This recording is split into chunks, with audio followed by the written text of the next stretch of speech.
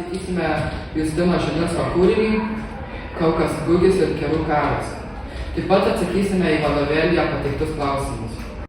Atsiverskite 34-35 puslapius. Jums vienas atvejai, kodėl tinka laimėsi pamokoje? Pradėk skaityti mano. Justinas Žilinskas, Kaukis Gugis ir Kerų karas. Romano ištraukas. Kas čia, kas suklego žaidimus užmiršę kaukučiai ir sužiūrė atvykėlius. Urkis dėl viso to apsidairė ir pastvėrė patį sunkiausią pagalį. Matai, vaikin matulė gamta visus padaro skirtingai apdovanoja. Štai mes kokie apdovanoti.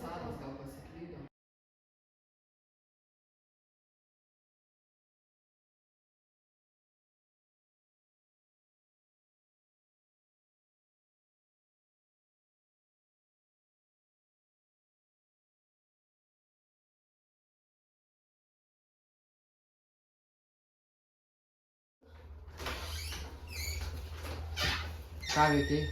Reikalus. Kokius reikalus? Rūkiai? Prieš sėkmę nerūkiau. Neapgaudinėk manęs, einam pas direktorę.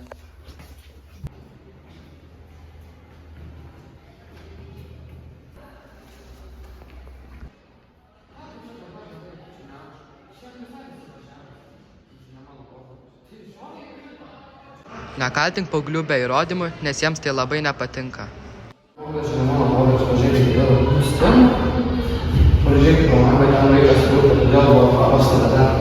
Va, mokytojai, žiūrėkite, tas vaikas kuris rūkė.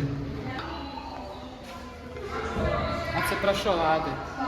Atsiprašau, daugiau žmonių nebekaltinsiu be įrodymų.